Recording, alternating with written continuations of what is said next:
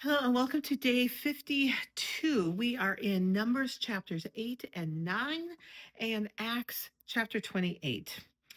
So we start with some information on how they purified the Levites. That was the group of Israelites who served as the priests for the group. And the thing to really point out here is that they went through a specific ritual in order to set people aside for service to the whole community. And this is something that we still do today in our churches. We often have special prayers for our leaders, for our teachers, for people we're sending out to do different projects in different places. And so we may not do as an elaborate process, a ritual, as they did in the passage here, but there is still something about praying for, anointing, preparing for people to be serving in a special way. There are then some rules for Passover. Now, Moses had already told people how to remember the Passover as part of their escape from Egypt, and they had a ritual for a special meal every single year. But you had to be clean, you had to be purified and holy in order to participate in this.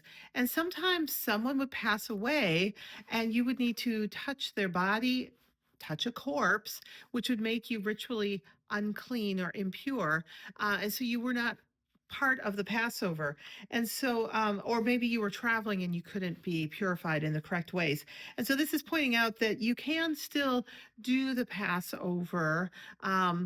But it also points out if you choose not to participate in the Passover, you will be separated from the community.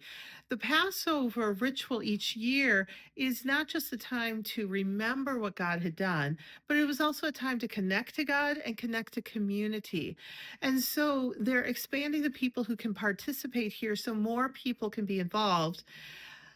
But it's also pointing out if you are choosing not to be part of this, then you are going to be separated from God and you're going to be separated from the community.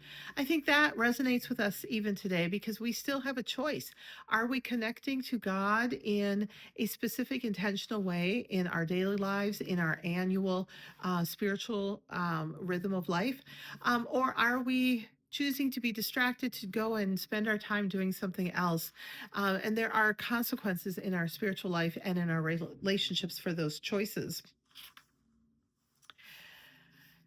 We then are reminded that God is still showing up with the cloud.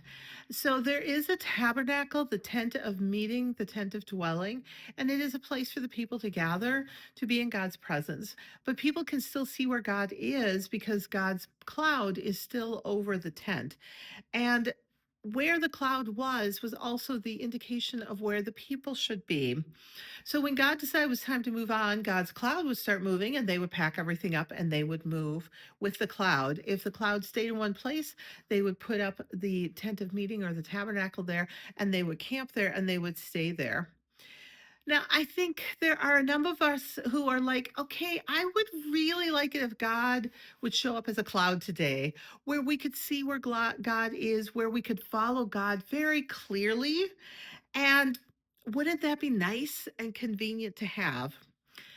One of the things for us to remember, though, as we read through this book, is that we're going to see that even with the cloud there, even with the recent memory of leaving Egypt, the Israelites still strayed from God. They still had a difficult time maintaining a relationship with God and being obedient to God's instructions for life.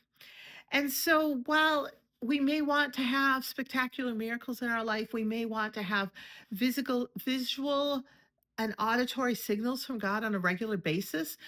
The Bible shows that those types of experiences do not necessarily bring people closer to God. So we need to be careful what we ask for. And we also need to come up with other ways to connect with God. Now, God sent Jesus to show us more details on how to live with Him. And so, if we think about the things that Jesus taught His followers, a life of Bible study in a group, of regular prayer, of worshiping every week with a group, of serving others, setting aside a percentage of our money for God's work in the world. These are spiritual practices that we can use today to connect to God and connect to our community when we don't have God's cloud showing us the way. We finally get to the last chapter of Acts. And we discovered that the shipwreck that Paul survived dumped him on the coast of the island Malta. This is west of Rome. They end up being there for several months. They recover from their ordeal.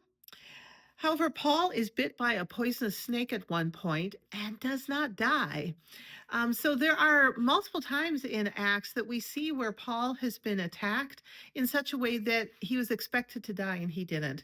It's clear that God had a particular plan for Paul, and Paul continued on until that plan was complete.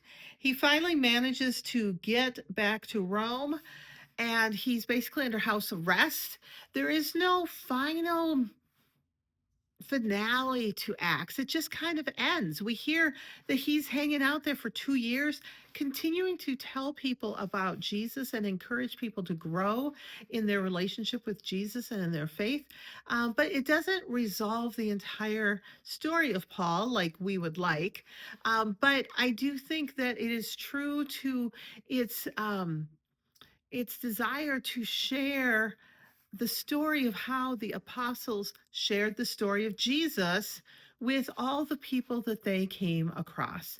And I think that is the message that it wants to give us today. No matter what we are waiting for in our lives, maybe we're sick, maybe we're going through a life change, maybe we're waiting for something to happen.